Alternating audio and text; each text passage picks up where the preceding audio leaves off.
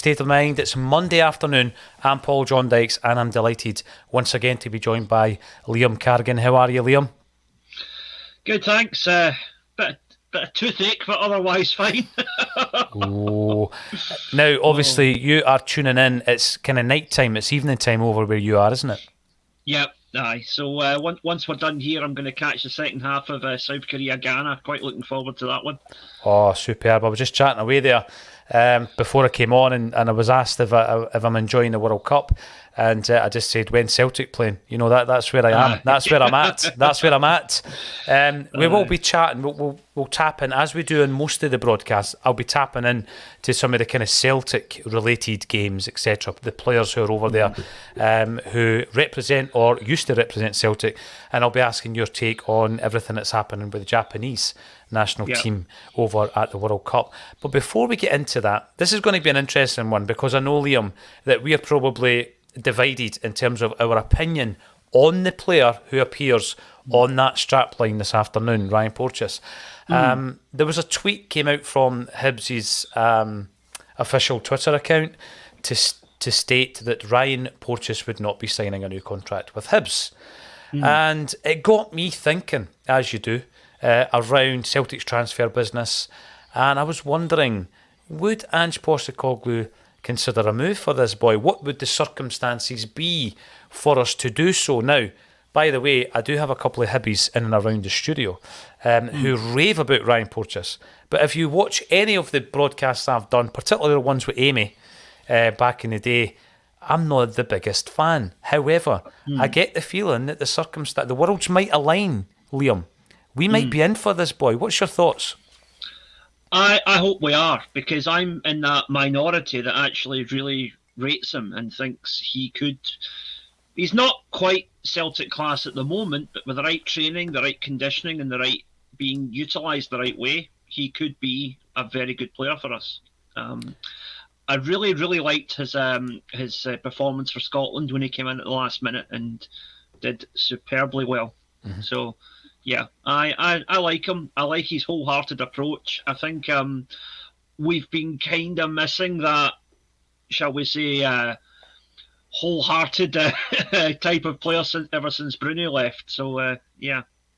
Well, I think about the players that we have purchased from the Scottish League, Liam, and I think that what happened when Ange first comes in is we don't have the luxury of saying, I want to utilise that market or that market. You just had to get the job done. And I think we all appreciated in the first season it was very much a case of we had to put out fires. That's what Ange was doing.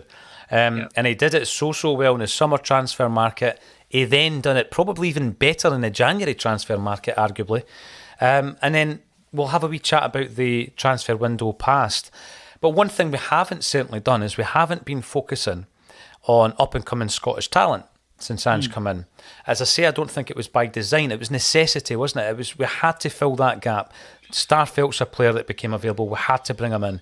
Last day of the transfer window, Carter Vickers is available on a loan to buy. Bring him in. So I don't think it's been anything to do with a strategy as such. It was a needs must that we've not really been shopping in Scotland. Would you agree with that? Yeah, absolutely. And there's also the fact that when you're new to a job, as Ange was at that time, you've got to go with what you know. He knew the J League. He knew a bit about some of these, shall we say, lesser fancied leagues like Russia, etc. And he went and got the players that he thought could do a job. And then Carter Vickers, I think, was mostly down to a phenomenal bit of good fortune that he just happened to be available on deadline day as we were still really badly needing a centre-back. And as you say, the worlds aligned on that day. Yeah, we had a really good chat with Jim. Jim's a finances guy. He likes the numbers. Sometimes it divides opinion because he'll give you his thoughts on it, thinking about the finances. And we were talking about strategies on Friday, and it was a really good chat with Jim and Brian about, how did we approach it when O'Neill was in charge? How did we approach it with Rodgers? And then how are we approaching it here with Ange Postecoglou? And the one thing, as I say, that may have been present in the past is this, we've never really indulged the Scottish market. So I'm looking at some of the success stories who have fled the nest, or flown the nest rather. I just make up my sayings on this broadcast from time to time, Liam. Feel free to correct me. I'm sure those in the comments will. And they're doing really, really well. I'm looking at some of the guys that have gone over to Italy. Done so well. Aaron Hickey went over there. He's back now, playing down in the EPL. We know how well Liam Henderson did. Lewis Ferguson's doing well over there. I've not really seen much of the performances of Josh Doig, but understand he's doing particularly well. And I'm thinking, will that be playing on our minds? We're thinking, wait a minute, if there's a player that can go over there for a couple of million quid and do what Hickey did, maybe we should be bringing them in. Do you think that might be playing on our minds? Yeah, I also think there's just the fact that Ange has been here for, almost 18 months now, and he's had time to take stock of what is immediately available. He obviously, as some journalists found out to their shock, he wasn't a complete alien to the Scottish game when he came in, but he's not going to have the intense experience that comes with a whole season of playing against these guys. And, that at the end of the day, that was why he signed Kyogo, because he saw how good Kyogo was against Yokohama when he was the manager. So no doubt he's probably seen a few Scottish players over the last year or so that he's thought, yeah, they could come in and do a job for us. Porteous might be one of them, but I don't think he'll be the only one. Right. Now, I've not put the headline out as a clickbait technique. We try our best not to do that, but I did realise when I put it out there that it was certainly going to divide opinion, Liam, right? And I mean, I'm on the other side of the fence from you. Anyone who goes into the archives of Axon Bulletins will know I've not really been a big fan. I'm not sure about him with the ball at his feet. If there's a couple of Hibbies that tune into the show, come in, let us know what his strengths are beyond, what I've actually seen, which is generally when Celtic are playing Hibs. As I say, one of the boys in the studio thinks the world of him, thinks he's a great player. He's a Dalkeith boy. I've got to watch what I'm saying because he might chap the studio door. However, I'm also thinking along the lines, and I'm going to bring in some of the comments that are already coming in. I'm thinking along the lines, right, that we brought in Kobayashi. You, myself, and Dan Orlowitz spoke all about that when that news kind of broke. It's since been confirmed. And I'm really chuffed with that signing. I think we've got Starfelt and Carter Vickers. And then you've got Jens and Welsh. And I think there's question marks about both of those players, Liam. I'm not sure if you'd agree with that. Welsh, certainly.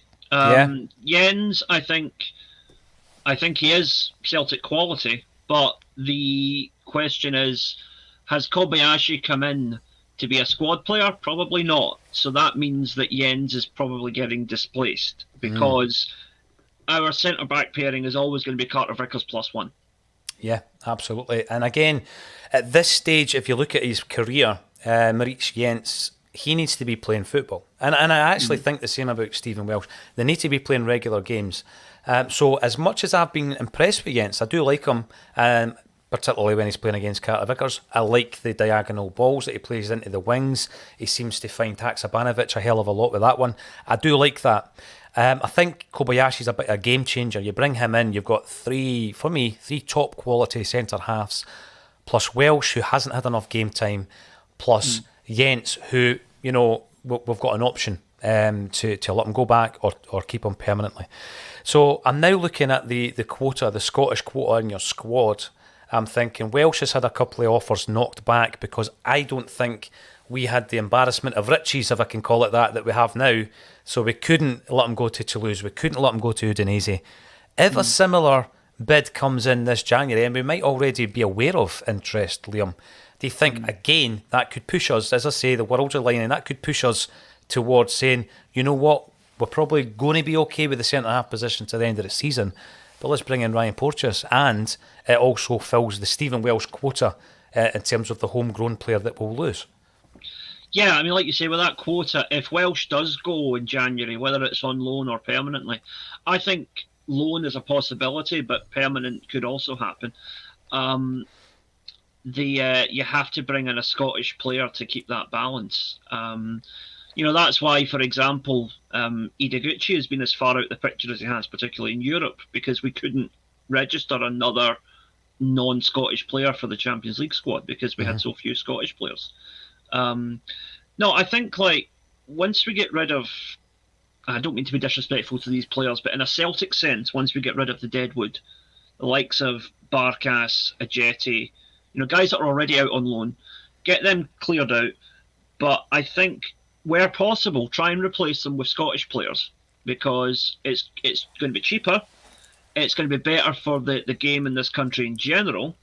Sorry, in your country, not my country. I'm in Japan, but you know what I mean.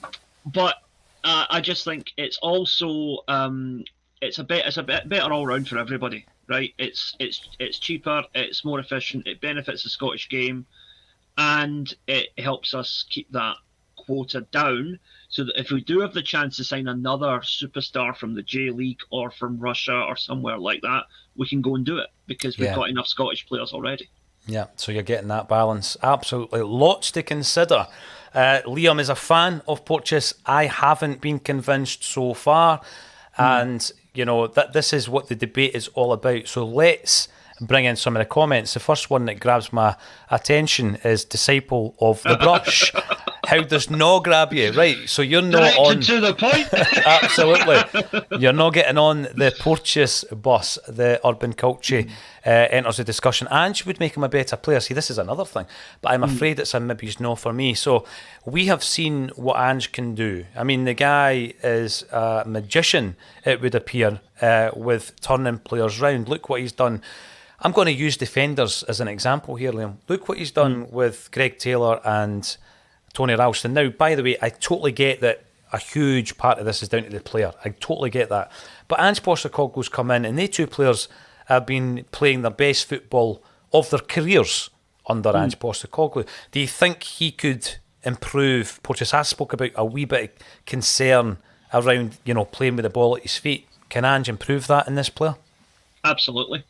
I mean, here's a thought experiment for you, right? Jump back to just before Ange became our manager, and let's say that Scotland were playing, a friendly match, right? A game where they're going to call up the squad, but it's not like a deal breaker. So they might bring in some young players. Ralston and Porteous are both being touted as potential call-ups. I think at that moment in time, on form, Porteous would have gotten ahead of Ralston. If you jump back to before Ange came in. Yeah. Right? So you look at the player Ralston was then and what he is now, and think in a year's time there's no reason why Porteous couldn't make the same transition.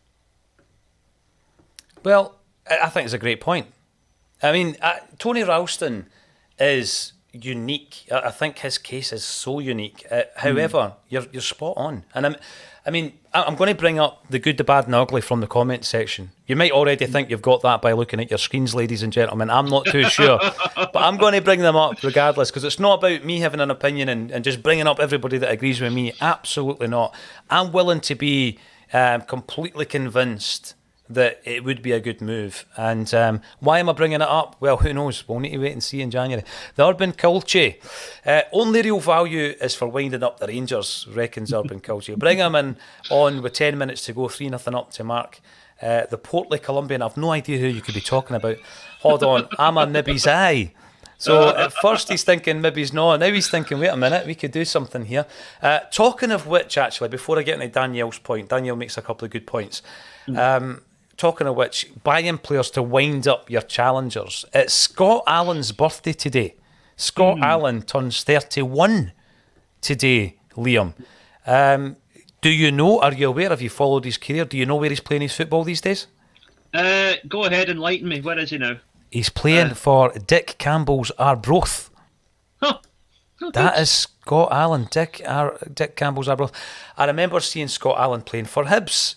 And it was actually in a game in the Championship, and it was in a game against Rangers, and he orchestrated the game. I thought he was an excellent player at that time. It might have been when he was on loan, actually, prior to his permanent move there. But he was a player that I thought quite highly of. And obviously we signed him, and it didn't quite work out. Cautionary tale, there's plenty of them. But, the flip side to that is there's been plenty who have come in and done really, really well. Well, that's the risk you take with young Scottish talents, because for every Tony Ralston, realistically, there's probably 2 or 3 Scott Allans, and that's no disrespect to him. It's just it didn't work out for him at Celtic, you know. Yeah, looking back, you think, you know, Gary Mackay-Steven is another one who went elsewhere and did okay, but, you know, wasn't quite cutting it at Celtic. You know, ultimately we got about 9 good months out of Ryan Christie before he decided to up and leave. So, you know, it's a mixed bag going into the Scottish market. But like I say, it's about risk management, and it's a low risk strategy to go and take somebody like Porteous, because he'll cost us nothing. Or next to nothing. It will be like a token 200 or 300 grand we'll probably give Hibs, because they know they're going to lose him for nothing shortly. He will be on a low salary compared to other players. You know, we could probably double his Hibs money and he still wouldn't be in the top 20 earners at Celtic. And I just think it's worth a punt. I think there's nothing to lose and everything to gain. If it doesn't work out, you know, loan him out in a year's time to some team in Belgium or something, you know. Just make sure we have a sell-on clause if we do. Yes, 100%. Talking of Belgium, the links are absolutely seamless here. Talking of Belgium, another ex-player who is celebrating a birthday today is Dedryck Boyata. He's 32 and he's now playing his football at Club Bruges. Unfortunately for him, not in the World Cup squad for Belgium. But, you know, you make a great point. The other ones that are springing to my mind without checking the record books, I mean, Stuart Armstrong came in, done really well for us. David Turnbull, currently in the side, you know, he was a shining light in the Scottish game.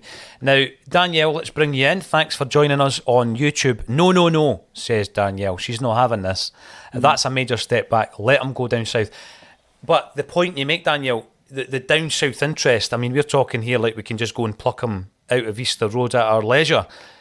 The minute there's down south interest, then it becomes a harder buy for us, doesn't it? Because we could basically go toe to toe with a club not even in the top league down there who can, you know, outdo us in terms of wages, etc. The structure of that, Liam.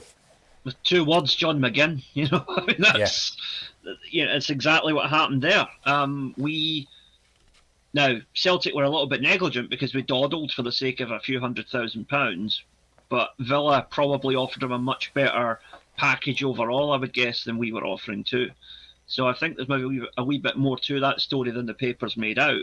But at the end of the day, that's it. If even a mediocre English club, and again, you know, no disrespect to Villa, but that's what they are in terms of their standing in the EPL, a mid-range club can just step in and say, right, we're having him, and there's nothing Celtic could do about it because we just can't match their financial firepower. No, absolutely. That's the biggest frustration. Then it comes down to the player to make this decision with regards to where he wants his long-term, you know, football career to go, because there's so many players gone down south at various levels who have disappeared without trace, maybe chasing the dollar a wee bit too much rather than thinking of the long-term career aspect of it. And, you know, by the same token, there's been plenty gone down there and got 10, 12, 15 years wages down there in English football. So fair play. We will see. I'm throwing it out there. It's the World Cup, and he is a name that has came to my attention over the weekend. The underwater cabbage salesman on a free transfer, Scottish, not a progressive signing, but not the worst. I'll leave that to Ange. Absolutely, we do tend to leave it. And Jungle Lion reckons that there are far better central defenders out there. I think there's far better central defenders at our club. You know, that's another thing.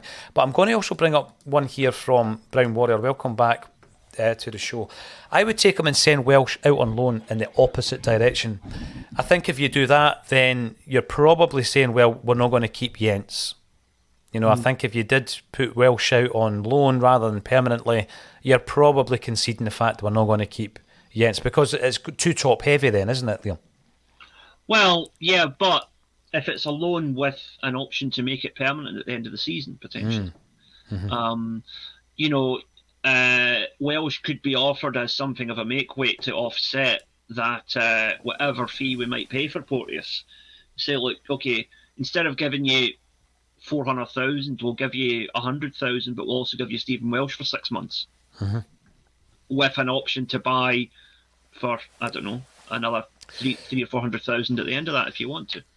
Listen, I strangely enough, hadn't even considered the loan deal the other way.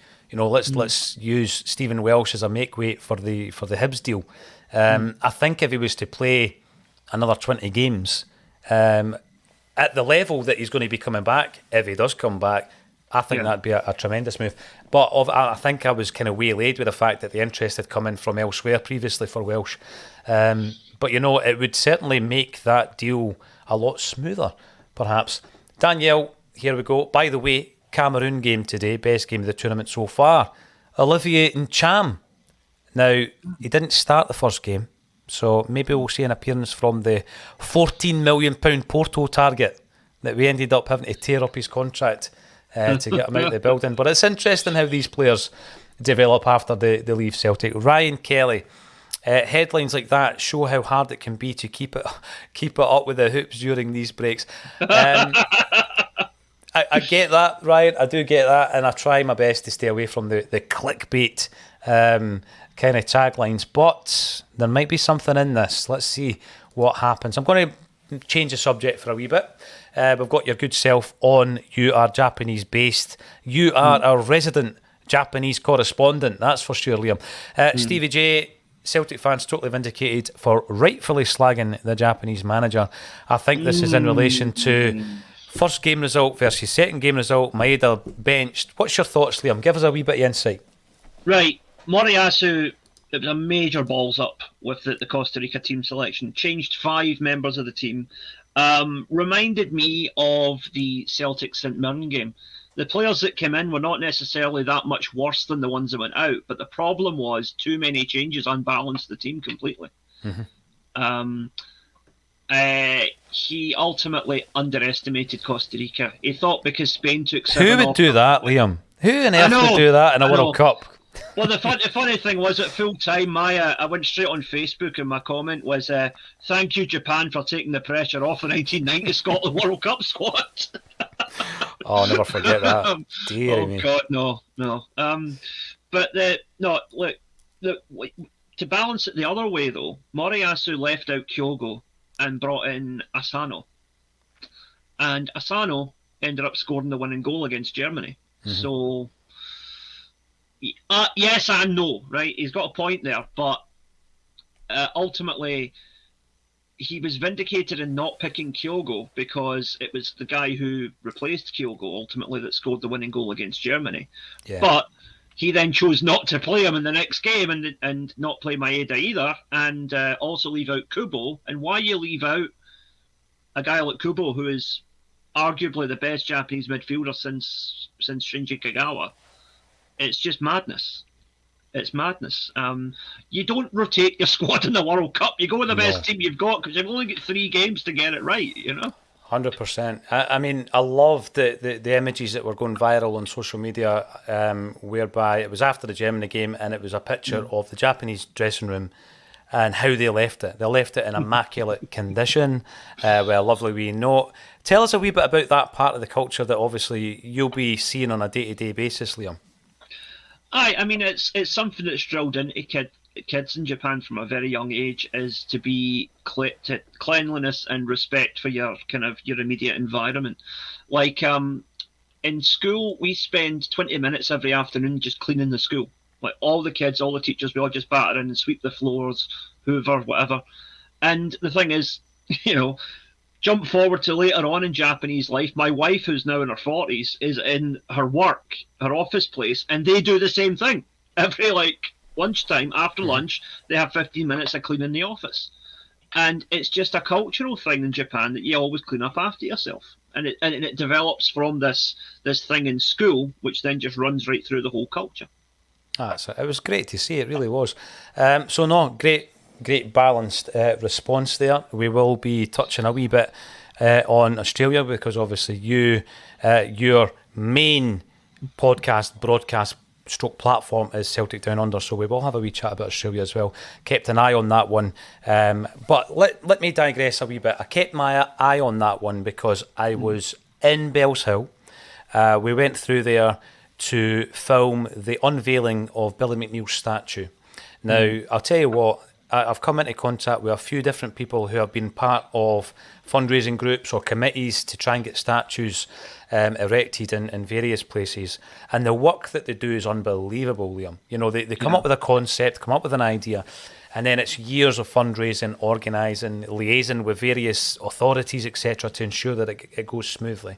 And probably 2.5, maybe 3 years ago, when A Celtic State of Mind was still doing the audio podcast, and we were recording it from Cathkin Park in Glasgow at the time, Eddie Linus and Frank came along and told us about this concept that they wanted to build a statue of Big Billy.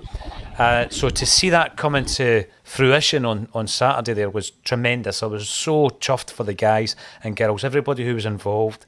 It's a stunning statue, by the way, because I know everybody mentions that Ronaldo one that was unveiled and it looked like a sick joke. Right? So nobody sees the statue. There's a handful of people sees the actual work until that curtain comes down, kind of thing. And so it was stunning, you know, hairs on the back of the neck moment. Billy's family were there, of course. Some of his ex-teammates and players that played under him were there. It was a phenomenal occasion. And of course, you look along the line and Declan McConville's there, because Declan McConville's there, right? So that was phenomenal.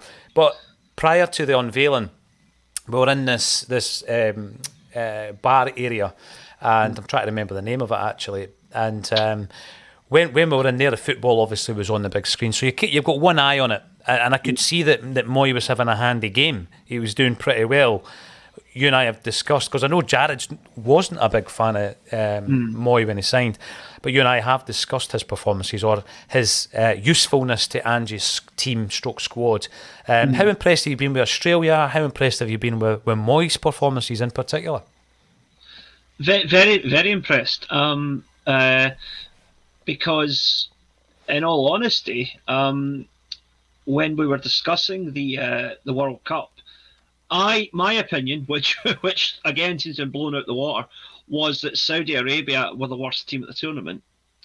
However, our mutual friend Laura said that she thought Australia were the worst team at the tournament. So I think we've both been proven wrong in quite spectacular fashion. So I think the King of Saudi owes me a pint. Too bad they don't drink over there. But no, Australia have been very, very impressive. But also, their last game was against Denmark, and Denmark have looked extremely ordinary in the two games that they've played. So I think Australia have got every chance of winning that and getting through. I mean, I was asked the question a couple of weeks ago, Liam. I mean, when it comes to finals, I support Scotland and or Ireland, depending on who are in the final. And, you know, generally Scotland haven't been in many over the last wee spell. So somebody asked me, who do you want to win the World Cup? And I said Australia. I mean, for obvious reasons, I said Australia. And it's just great to see Moy proving a lot of doubters wrong. People were underwhelmed when he signed. I don't think if I picked my best 11, and I know that there might not be such a thing under Ange, he would be in it. I don't think he would be in it, but I can see what he brings to the Celtic side. I really do. And it's great to see him performing so well on that level. I mentioned Big Billy. I think I'm a wee bit older than you, but in terms of points of reference, the team I started going to watch was managed by Billy McNeil. What's your memories of the big man? I could tell you a great wee story about Billy McNeil, right? About 6 weeks before I first moved to Japan, so back in 2006, my dad had a membership at the St Andrews Boxing Club, and we used to go there once a month. And this particular night, the two guests of honour were Billy McNeil and Alec Ferguson.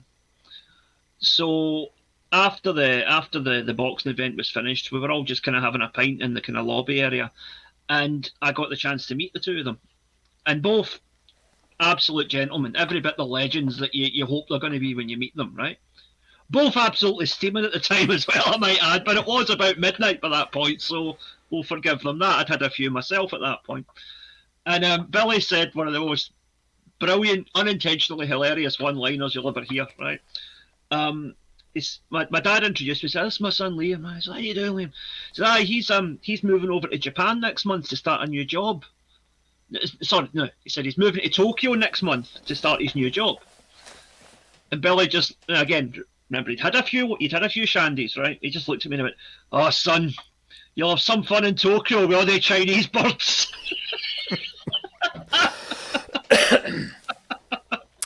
That's my memory of the big man.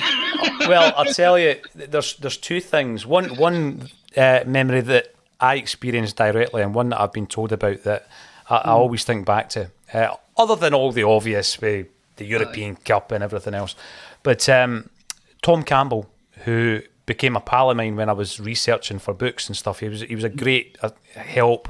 I'm still in touch with him over in Canada, and he does a lot of my editing work if I ever need anything edited. Tom, he's so quick. Which is the opposite of me when it comes to writing, because it takes me 7 years to write a book, and also his knowledge is incredible. But he's got an unbelievable set of tales, because he's been writing about Celtic since 1970, has Tom Campbell, and he met Jock Stein and he met all these guys, and he was doing an interview one day with Billy McNeill. And I know that a lot of the players of that era, after they finished their football careers, they moved into the pub game, didn't they? They got a bar. So it was in one of Billy's bars. I don't know how many he had actually off the top of my head, but it was in a pub owned by Billy McNeill. And Pat Woods and Tom Campbell went through to meet him upstairs. Obviously, the pub's open down the stair. And after they'd done their wee interview and stuff like that, they come down the stair. I'm picturing the Queen Vic, EastEnders. They come down the stair and, it leads into the bar kind of thing. And Tom Campbell, because he's a very poetic kind of guy anyway, is Tom. He says, we're walking down the steps, me, behind me is Pat Woods, in front of me is Billy McNeill. And before he opens the door just to walk into the bar, he stops and he fixes himself and he looks and he checks himself in the mirror, makes sure and Tom was like, it was almost as if he's in the tunnel just to walk out into an audience. That's the way Tom's seen it, because that's the way he thinks. And it always brings to mind, because these guys, Liam, right up to, their older years, immaculate, not a hair out of place, always suited up, immaculate, a different breed, a different era. And I did meet Billy McNeill on one occasion. I had the absolute pleasure of interviewing him for my first book. And I remember I was at Celtic Park with a friend of mine, and we were doing the hospitality thing, and we were going to go in at half time, and there was loads of known faces in this area. And my pal said to me, I need to go and see someone, so just mingle for 15 minutes. And I'm looking around thinking, I obviously don't know anybody. Who am I going to mingle with? And at the bar area was Billy McNeill standing talking to Willie Hawkey, and I thought, I'll go and mingle with them. I'll go and speak to them. You've got to set your sights quite high, Liam. And I went up and I just started chatting away, and he was an absolute gentleman, And what I always say about that is you've got Willie Hawkey, who, one of the biggest, most successful entrepreneurs in Scotland. You've got Billy McNeill, an icon, the man that lifted the European Cup. First British team ever to lift the European Cup, first non-Latin team, and he's standing there. And there's me, wee nobody. But when we started speaking about Celtic, Liam, we were just three Celtic fans talking about Celtic, you know what I mean? Aye. It was just incredible how that is always a leveller. It's always a leveller. Who can I speak to about Celtic? It always happens when you're at a family wedding or something like that. You just try to find somebody you can talk football with. So there's my memories of Big Billy. Superb. I'm still getting messages coming in, comments coming in relation to Porteous. I knew it would be a divisive subject. Swindle. Porteous is bad news. Needs away from Scotland. Now, I'm going to keep this comment up here because I totally get what he's saying here, right? I think this could be a moment in Ryan Porteous's career, Liam. It could be a make or break moment, right? That sliding doors kind of thing. We're watching a World Cup, and there's a player in the Australian squad that, had you asked me a year ago if Jason Cummins would be playing at this World Cup, I would have put my mortgage on him not playing at the World Cup. And there he is. Yeah. And it came down to just a decision, a choice that he made at a certain part of his life and his football career that's came off really well for him. And Porteous, I don't disagree 100% with what Swindle's saying. Perhaps would do better to get away from that goldfish bowl. Do you take that? Do you take that point? I totally get that point. Yeah, absolutely. And the thing is, if he goes to Celtic, mental toughness is a big thing he's going to have to learn, because everywhere he goes he's going to get dogs abuse from fans of the other side, same if he signed for Rangers, he would get dogs abuse every time he saw a Celtic fan. It's just that's the nature of the beast, unfortunately. And then you've got Scott Brown, who obviously, when he signs, it was that neck and neck. He was meant to be signing for Rangers, apparently, at the time. He signs for Celtic. And you're basically entering not just a goldfish bowl, but it's almost a perfect storm. And I just think that certain players are able to deal with it. Scott Brown did. I don't think he did initially, by the way. He grew into that. Other players, it just chews them up and spits them out. Does Ryan Porteous have that mental toughness, do you think, Liam, to handle that move? I think with the right management and the right coaching, yes. At the moment, no. But Ange would maybe see that potential in him and think, if I can get this boy to follow my lead, he'll do all right. It's there's plenty of players who have had hot-headed issues, shall we say, before they've come to Celtic, and they've come to Celtic and been stars. So he would not be the first guy to reform his character at Celtic. I think playing in a better team makes you less likely to be a dirty player as well. If you're not playing with other hammer throwers, you're less likely to throw the hammer yourself, Yeah, and like you say, I mean, being under the cosh, you look at his Hibs career, you look at how, I'm not going to say how vulnerable it has been, but Hibs have hardly been stable during the time that Ryan Porteous has been in that team. Changes in management, changes his style, players in, players out, and you come into something that's a recognised style where we're on the front foot 90% of most domestic games, Liam. It's a completely and Ange will know the figures, he'll know the numbers, not just the ones that we tend to talk about, but the analytics of every single player, which is why I think Stephen Welsh is so highly rated, because I think he comes out pretty well in most of those tables. Couple of people coming in. Fugees Tonner, Porteous isn't any better than Welsh, no thanks. And Susan Finlay is totally split on Porteous. Is he any better than Welsh? I think that's a good question. The thing with Welsh, I've stood up for him. I like him even this season. He started the season off really well, Liam. But there's something that I'm just wondering, will he be a player at any point? And I'm going to ask this question truthfully. Is he ever going to be a player that will play 50 games in a season for Celtic? No, I don't think so. I would love to be proven wrong, but I don't think so. I think he fits into that mould of guys like... Now, again, no disrespect to this particular individual, but I'm just using this as an example. Somebody like Simon Donnelly. Simon Donnelly was at Celtic for, 7 or 8 years? And played a lot of games, but was never, ever the first name on the team sheet, And I just think with Welsh, he's going to be another one of those nearly men, I would love to be proven wrong, but I know what you mean.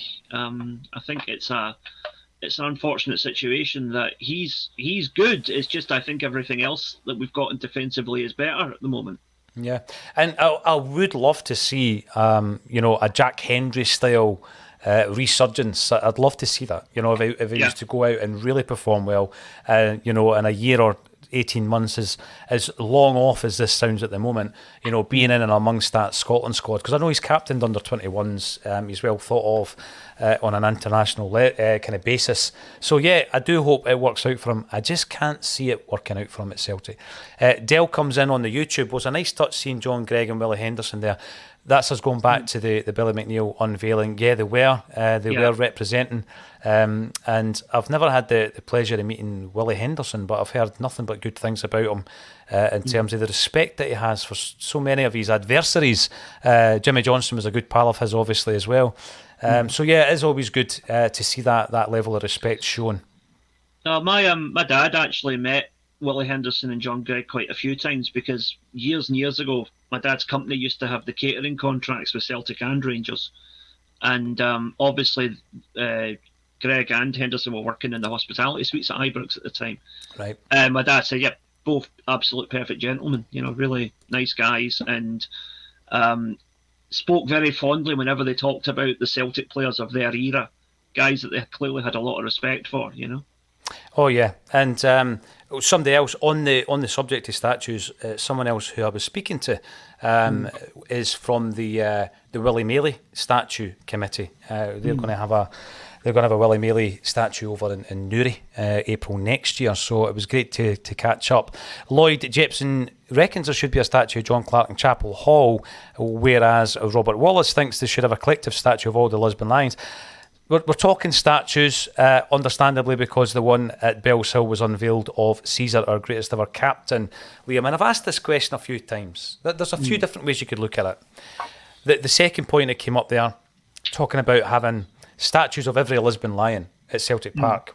Why not? We've got the space. It's an environment, Liam, that welcomes people from all over the world, even on a nondescript Tuesday afternoon. There are people from all over the world visiting Celtic Park, going in the shop, doing the tour.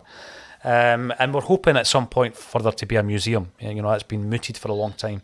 Or do you think that each of the respective hometowns should have statues? Now, obviously, the big difference here is if we do it up at Celtic Park, the club are doing it. And obviously, they are fitting the bill.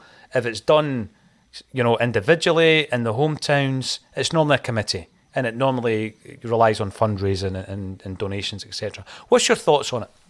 Right. First of all, if we're going to do the collective statue of everybody, I hope Celtic just go on the internet and look up the Japanese Football Museum in Ochanomizu in Tokyo, and their statue commemorating the 2002 Japanese World Cup squad. Right. Individual statues of the entire squad gathered in a huddle. Ooh, and it's nice. An interactive exhibit. You can walk in and out of it, and there's actually a gap, like a person-sized gap, so you can go and have your photo taken in the huddle. Love it. It's a brilliant idea. It would be the perfect centrepiece for the Celtic Museum if they ever get round to building one. Do that with the Lisbon Lions. Have your photo taken alongside the Lisbon Lions. That would just be perfect. Yeah, and there needs to be something in the middle that would take the picture of obviously everybody looking down. I mean, there's a few interactive elements of the Hampden Museum. I've got to give that a shout out. Like, you can pretend to be Archie Gemmill and meander through the Dutch defence to score that goal, and it's on a loop and the commentary's getting played. So I love all that kind of stuff. Why not, Liam? Why not? I think with that commentary I'd rather pretend to be Ewan McGregor, but that's another story. Hey, that takes me back, by the way. That takes me back, right? Again, I'm digressing for a moment here, Liam, but I had the absolute pleasure of speaking to Archie Macpherson. There's another name drop. Get the big gong out. Absolutely right. But I did speak to him, and it was for the Nearly Mocking documentary, and we were chatting away, and it was actually after the event. We're having a wee cup of tea, and I always, I'm interested in some quirkier things. So when I met Pat Stanton, I spoke to him about the fact that he was in the Granton Star Cause, which was that remake of the Irvin Welsh book. So there's wee things I want to talk to him about, and I wouldn't do it on tape. I would normally do it afterwards.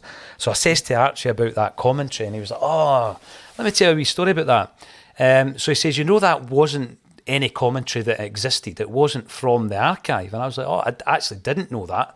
That's really interesting." He says, "Well, the thing is, I was asked to come in to do some commentary, to pretend that it was the real commentary for that particular goal." He says, for a film called Trainspotting, hadn't read the book, had no idea what the film was about. He said, so months, if not a year later, he gets 2 invites to the premiere. The premiere was in Edinburgh, wasn't it? He gets 2 premiere invites, and he says to his wife, and his wife's like, I don't really fancy it, kind of thing. Still no idea what the movie's about. So he takes his granddaughter. Oh no! When's your scene, Grandad? When's your scene? And obviously we know what happens. Brilliant. Oh no! But I met Archie Macpherson once as well, and it's when I was a copy boy at the Herald back when I was 16. And at that time, the Herald offices were in Renfield Street. I think they might still be, actually.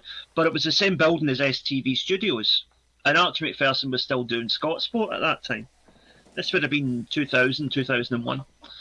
And I was in the canteen, and we shared a canteen with STV. And I just heard this booming voice behind me. I looked around, and there he was, ordering a fish and chips, right? And I thought, oh my God. And the bizarre thing was, and I don't know if it was the same when you met him, but his voice speaking to the staff at the cafe was exactly the same as his commentary voice. Yeah, absolutely. It's brilliant, isn't it? Superb. You know, we lived in an era where all these special voices, they were part of the fabric of Scottish football, 100%. Now, there's a few other things I want to talk to you about, but before we move on to the next subject, which is right backs, and it's the coming together, obviously, of Croatia versus Canada, and what you thought of that, and what might happen in January. There's heavy hints that it is going to happen in January. I want to talk to you about ACSOM Live. A Celtic State of Mind has existed now for over 5 years. We started off as an audio podcast. We moved into the world of visuals during the pandemic. Yes, we did. And we've kept it going because, you know what, there's enough people that enjoy this at 12:30 on a weekday and on a match day, obviously, as well.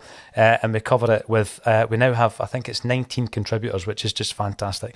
But we made a decision a wee while back that once everything settles down and it gets back to some sense of normality, we're going to be doing some live events. And we started off by announcing one in January, and that's with Brian McClair at Gracie's, and it sold out very, very quickly, Liam. So we thought, right, we went back up and spoke to Gracie's, brilliant staff up there, superb place, go and visit it.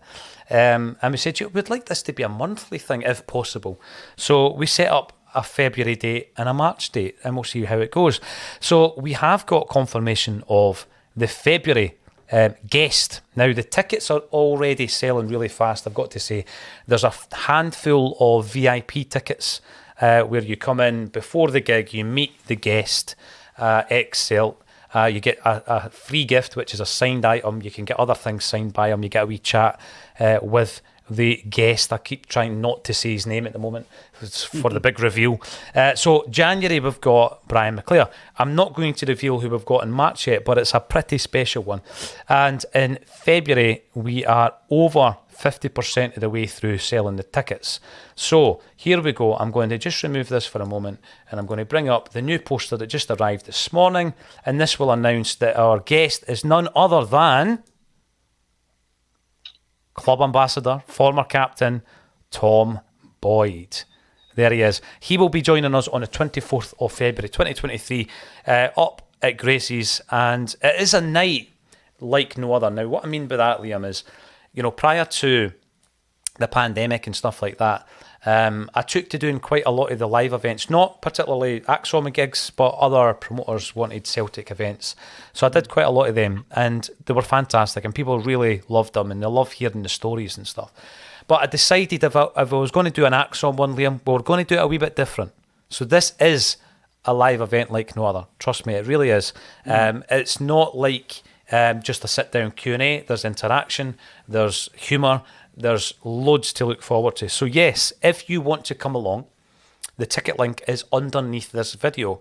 And I'm just thinking it would make for a great Christmas present. We didn't do the Black Friday thing, but this would make for a great Christmas present. 15 quid a ticket.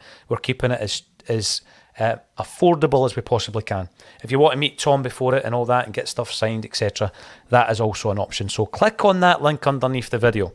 The other thing I was going to say is we are 56 subscribers, Liam, away from hitting 20,000 on the YouTube channel. 56. I want to get those 56 subscribers by Friday this week. And if you subscribe already, you're already in a prize draw. If you're a new subscriber, you will be entered into the prize draw to win 2 tickets for another event, which is happening in May next year with Simon Donnelly's team. It's the Wim Jansen tribute night with members of the team that stopped the 10, the Smell the Glove team. I know that's a team that you're very fond of, Liam. Yeah. If you want to be in the prize draw for a couple of tickets for that gig, subscribe to the channel now. Let's get 56. Let's get 56. Let's get the real 56 by the end of February. Tom Boyd, what's your memories of Tommy Boyd then, Liam? Well, I could tell you another funny wee one. Similar lines as when we were working at Celtic Park and Ibrox. We were at Celtic Park one day, and it was one of them. Celtic were kicking off at 3 o'clock, but Rangers were playing at 12:30, but they were away. So the game was on the TVs in the lounges at Celtic at 12:30. But this lounge that we were in for our staff check-in, the TV was broke, and it was all just that kind of purple way, right? And the So all the players, you couldn't tell which team was which because all the strips were just this weird kind of purple haze. And Tom Boyd said, "What's the score?" And I said, "Well, last time I checked, it was 1-0 to Hearts." I says, "But I couldn't tell you because the screens." He went, "Oh, I always thought they two were the same colour anyway." He's not far wrong. I tell you what, no. Tommy Boyd, he gets a lot of stick. I actually seen it filtered into the mainstream media a couple of weeks ago when he's commentating on Celtic TV. But I'll say this much about him: he stands up for Celtic. Right, and we've all got a wee bit of the green tinted specs about us, so he's not one of these ex-players, Liam, who likes, he wants to stick the boot in. He doesn't do that. He doesn't do that about Celtic. So I'll say that about Tommy. And of course, he was emceeing it at Billy McNeil's statue unveiling as well on Saturday. A great ambassador for the club. I'm sure everybody will agree with that, Liam. Yeah, I mean, whether you agree with what he says in his commentary or not, I think you can respect the fact that he's a Celtic man. He doesn't pretend to be anything else. And I think a lot of the mainstream commentators would do well to show that level of honesty. Yeah, that's what it comes down to. Honesty. Stephen Murray, Billy served me and my young son in his pub McNeil's in Queen's Park. Starry Plough bus left from there. JP Mason also tells a story about having a pint in one of Billy's pubs as well.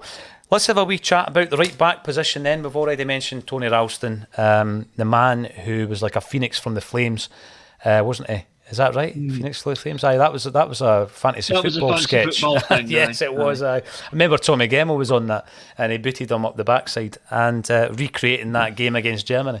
So Tony Ralston's there, and I think that, as long as the player, and Is he playing second fiddle to someone? Well, he is now, I think. I do think he is at the minute.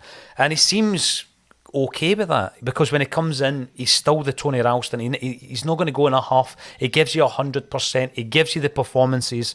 I think I counted one, maybe two poor performances, actually, since Ange came in. The St Mirren game, but I'll give him a free pass on that because I can't remember anybody having a good game. And Motherwell at Fir Park last season, he looked really rusty, and I don't know if he'd been playing enough. But the chat has been about our target Alistair Johnson. He has been tweeted about by your man Fabrizio Romano. JJ Juranovic, obviously at the World Cup at the moment. I think he's doing okay. Is it one out, one in? Would you be happy with that? I'd be perfectly happy with that because if Juranovic does leave, he's still got, I think, 3.5 years of his contract left. So we're talking probably about 20 million if he does go. And I think we'll be picking up Johnston, who looks to be as, the capability to be as good as Juranovic at given time for a fraction of that price. So I'm quite happy with that. That's exactly what we want to do. Get players in for a few million, build them up to the point where they can go and have a really good World Cup or a good Euros, sell them for plenty profit, and then reinvest that in 3 or 4 players that you hope in a couple of years' time will do the same. Yeah, it does seem like, it's something that, it was part of the strategy. But I think what's happened since Ange has come in is that he's managed in a very short space of time to bring in this clutch of players who, let's be honest, at Celtic's level, a club who want to be playing in the Champions League, anybody under the £4.5 million mark is, I'm not going to say it's cheap, it's a lot of money, but in terms of a player investment, Liam, and so you can actually include Kyogo in that because he was 4.5, Starfelt 4.5 million. Underneath that, Juranovic 2.7. You've got Matt O'Reilly, you've got Hatate, you've got Maeda, Haksabanovic. All these guys are absolute steals. Bargains. And I said last week I used to have the mindset that if Celtic could make £10 million profit on a player, they would take it. And I guess that's maybe going back to the Van Dijk deal because I still think, hindsight's a great thing, but we all knew how good he was, Liam, right? Yeah. But what was the fee Liverpool paid for him? 70 million quid, right? We're never going to get anywhere near that, but I think we were shortchanged with Van Dijk. And I know we had a sale on and all that kind of stuff. The difference is with the Van Dijk deal was that back then, I don't think Celtic carried as much clout in England as perhaps they do now. Back then, if a Celtic player wanted to go to Liverpool, he would not go directly to Liverpool. There'd be an intermediary like a Southampton or a Spurs or something like that he would go to first, and then step up to Liverpool. Whereas now, somebody like Juranovic, coming off the back of what I think is probably going to be a Croatia team that could well get to the quarterfinals of this World Cup, he's going to command top dollar, and he's going to go straight into that upper echelon of clubs. It's not going to be a West Brom or a Nottingham Forest that's going to come in for him. It's going to be a Man United or a Benfica or a Juventus. That's the reality of it. There was a bit of interest from Chelsea, I think, at one point as well, wasn't there? Yep. And I guess it's just us trying to get our heads around the fact that a star player leaves and trying to think, well, coming away from that that instantly weakens us, to then say, well, actually, it could strengthen us. And that's what Andrew's talking about. It could strengthen us. You lose the player, but be prepared for that, because that's going to happen. But see, with that 20 million or 15 or whatever the fee's going to be, we reinvest it. We bring in another 2 or 3 of these guys that he's plucking from, transfer markets all over the globe. He'll go anywhere for a player. Paul Andrew Martin, Tam Boyd, Ubercell, the man the mainstream TV channels won't touch for being too much of a Tim. Well, listen, he will be our very, very special guest, and we're going to have a good laugh at this, by the way, because, as I say, no one loves getting under the floorboards of an ex-Celtic player more than me. I love that sit-down chat. But for a live audience, let's keep the thing interesting. Let's keep the fans and the audience members involved as well. There's a few things I've been asking of the contributors who have come on over the last week or so, Liam, just talking about a half-term kind of report. So I'm going to ask you these questions as well. If we were to look at the players that have come in this season so far, we've had 3 players who were loans to permanent deals in Maeda, Carter Vickers and Jota. We've also brought in Siegrist, Bernabe, Moy, Haksabanovic, and of course Jens and Abelgar have come in on loan. From that group of players, who's been your star man?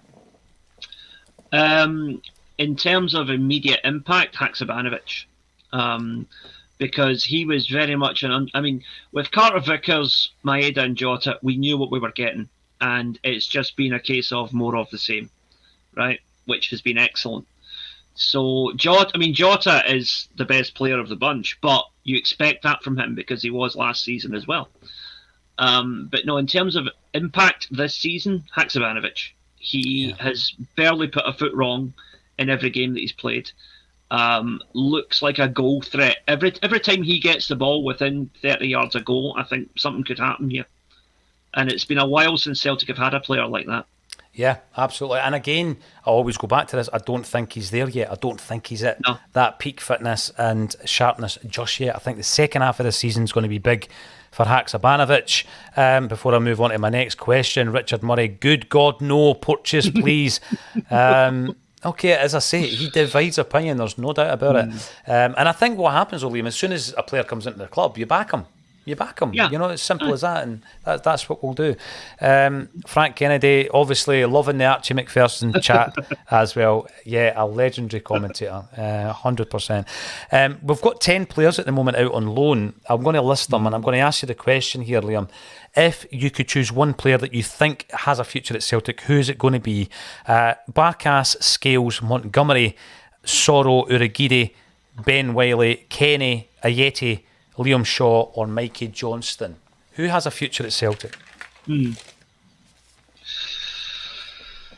Ooh, it's a tricky one. To be honest, I could say Mikey Johnston is the one most likely to reach the level required, I think. But I wouldn't be surprised if none of them made it, quite frankly, and that's a shame. It is a shame. I love to see a player going out there on loan and really making it work. We've seen it with McGregor, Ayer, Christie, and it would be brilliant. I thought we were seeing it with Jack Hendry. I thought he was maybe going to come back, but we'd already tied ourselves up with that deal. So it would be good if Mikey Johnston comes back in. I'm also looking at his area of the park, Liam, and I'm thinking we're strong there. He needs to, he needs to step up several levels to be pushing for a first team jersey. Now, let's talk about the report card then. A to F, what do you give Ange Postecoglou as a whole, not just domestically, for the first half of this season so far? I think it's an A-. Nice. Domestically, we've been untouchable. Given Rangers a good scalping. Well on course to picking up the League Cup. In Europe, ultimately, we didn't get to where we hoped we could get. So I think that's the slight demerit there. But at the end of the day, apart from the final game against Real Madrid, where they could scalp anybody on their day, I think we competed in every other game that we played, even the ones where we didn't play that well. We were in the game, and I think that is a good platform to build on for next season, when the team is going to come back stronger again. So Europe this year was a bit of a shot in the dark. And it's not like we lost 7-0 to anybody or anything like that, That was a wee indirect free kick there, I think, Liam. Danielle reckons Kenny or Montgomery. I've got high hopes, actually. Good point about Montgomery. I do like him. I liked what I've seen. I think he physically needs to improve that side of his game. In the same kind of way that Ryan Christie did when he came back to us. He looked as though he had put on quite a bit of muscle.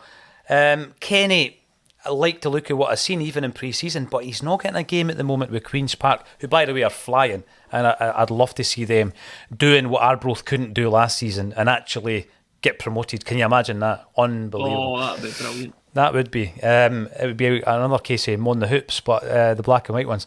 Right, so Kenny's not getting a game there, Danielle, so I'm not sure how that's going to work out. And obviously he comes back and, it would be then a step down to the kind of fifth tier from the second tier. So we'll see what happens with him. I've got to thank every single one of you for getting involved. It is Monday afternoon. It's the Bulletin and it's during the World Cup. And Liam has joined us, missing half an hour of the game, or the first half of the game that he would have been watching, so I appreciate that. Please continue to support what we're doing, and there's lots of good things happening in the next few weeks. If you haven't done so already, please subscribe to the channel. You will be in a prize draw to win 2 tickets to a Wim Jansen tribute night in the Armadillo in May. Thanks everybody for getting involved, and thank you once again to Liam Carrigan for joining me on A Celtic State of Mind. Thank you.